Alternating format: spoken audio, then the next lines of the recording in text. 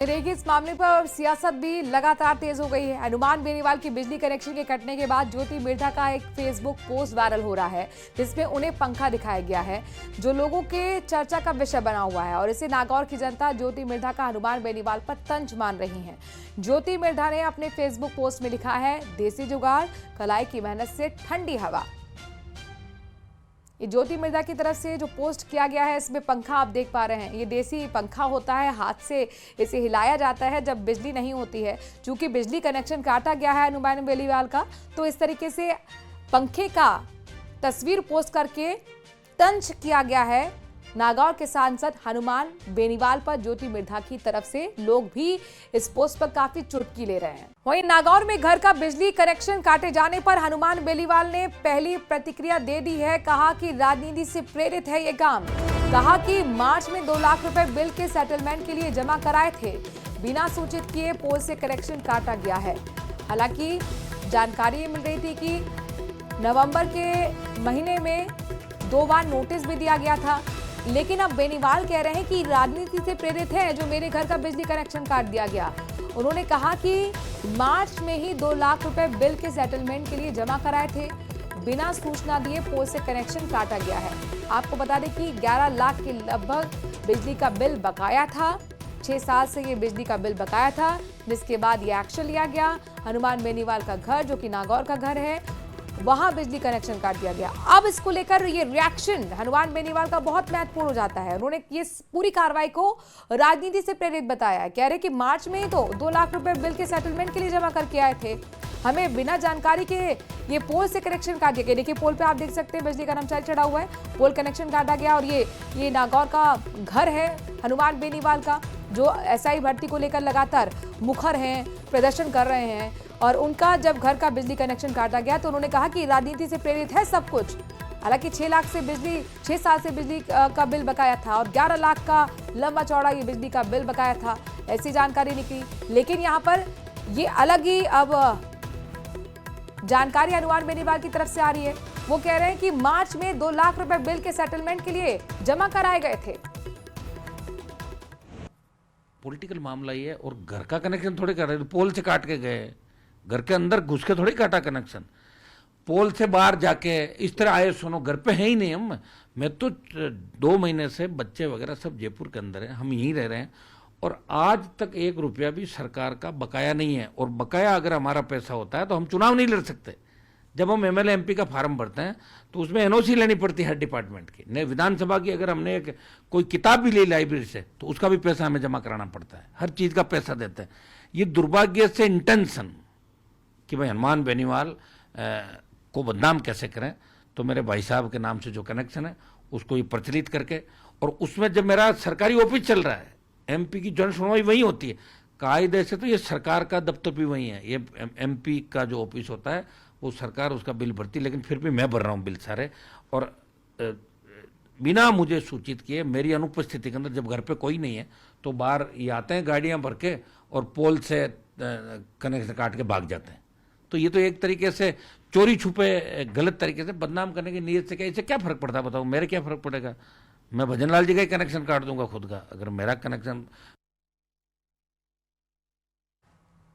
आपको भीलवाड़ा से खबर बताते हैं, जहां पर बनास नदी में पानी की तेज आवक हुई और नदी के तेज बहाव में एक युवक बह गया। नदी पर बने पुल को पार कर रहा था यह युवक। पुलिया के ऊपर पानी बह रहा था। सूचना मिलते ही प्रशासन मौके पर पहुंचा है। रेस्क्यू करने वाली टीमों को भी मौके पर बुलाया गया है।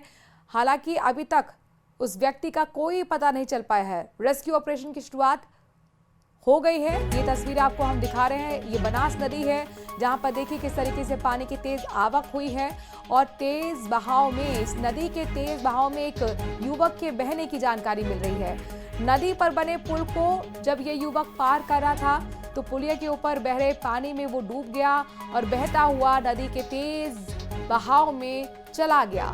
हालांकि रेस्क्यू ऑपरेशन की शुरुआत हो गई है। लगातार उसे ढूंढने की कोशिशें की जा रही है, लेकिन अभी तक व्यक्ति का कोई अता पता नहीं लग पाया है। इस वक्त राजस्थान के कई ऐसे इलाके हैं जहां पर बाढ़ जैसे हालात बने हुए हैं, और ऐसी ही तस्वीर बनास नदी से सामने आई है, भीलवाड़ा से सामने आई है, जहां पर आप देखें नदी में इतनी तेज ये पानी बह रहा है, ये डराने वाला पानी है, क्योंकि यहाँ पर एक व्यक्ति इसी पानी में तेज बहाव में बहता हुआ चला गया।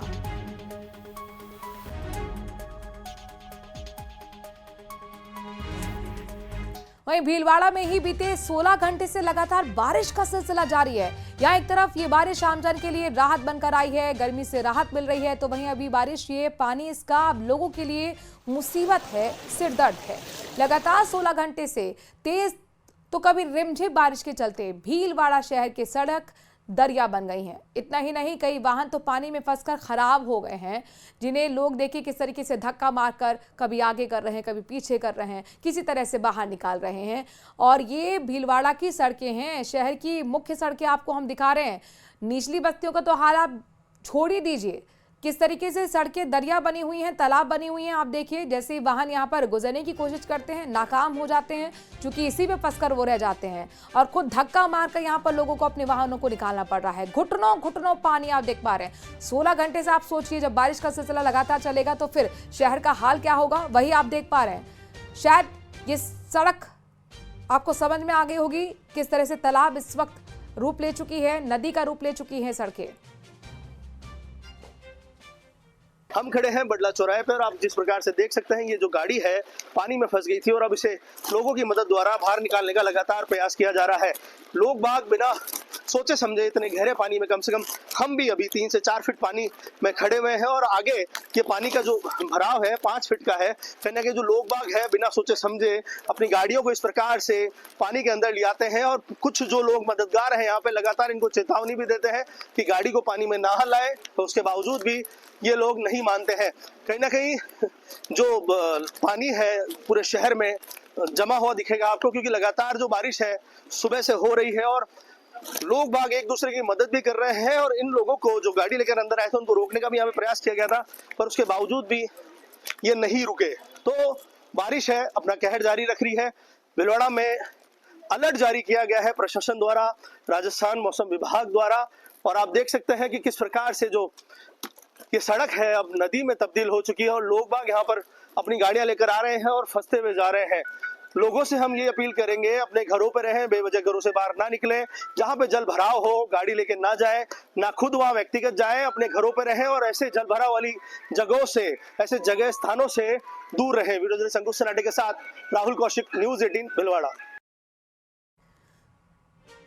तो ये तो आपने भीलवाड़ा का हाल देखा, अब आपको अजमेर का हाल दिखाते हैं। यहाँ पर भी बारिश कहर बनकर बरस रही है। कलेक्ट्रेट के सामने तो स्टेट बैंक की दीवार ही ढह गई और दीवार गिरने से पास में खड़े एक युवक जिसकी मौत हो गई।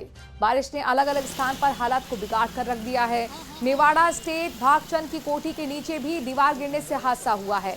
एक गाड़ी और टेम्पो जो दीवार के सहारे खड़ी थी वो भी चपेट में आई हैं।